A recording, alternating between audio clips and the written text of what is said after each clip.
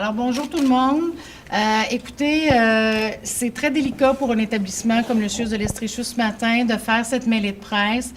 Vous savez qu'en aucun temps, la loi nous autorise de donner de l'information sur des dossiers en cours. Donc, on ne peut pas ni infirmer, ni confirmer qu'en ce qui a trait au dossier qui vous intéresse ce matin, là, de la jeune fille, de la fillette décédée à Grimby, il y a un lien avec la DPJ. Cependant, comme vous avez été très nombreux à nous poser des questions à cause de ce qui se passe, ce qui est dit dans les différents médias, bien, on prend le temps de vous faire une déclaration. Et c'est M. Alain Trudel, qui est directeur de la protection de la jeunesse pour l'Estrie, qui va faire la déclaration. Ce sera suivi d'une période de questions. Et par la suite, il n'y aura pas d'autres entrevues ni entrevues individuelles. Alors, merci. M. Trudel. Merci.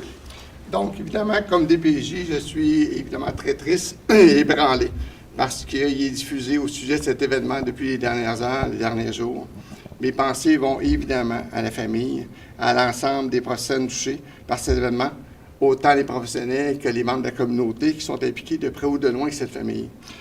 Vous comprendrez que pour des raisons de confidentialité, je ne pourrai ni confirmer ni infirmer les liens de cette famille avec nos services, évidemment.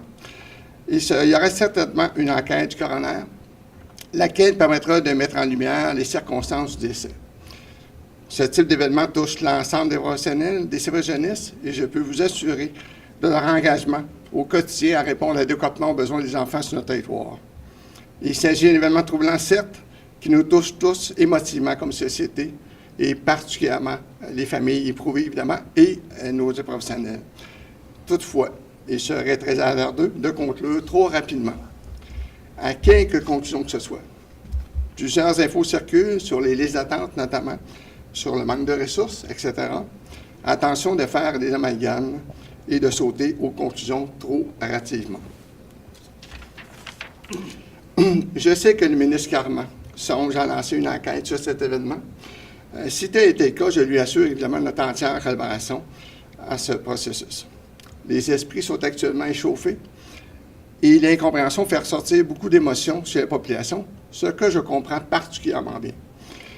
Notre personnel se fait actuellement injurier. Évidemment, c'est inacceptable.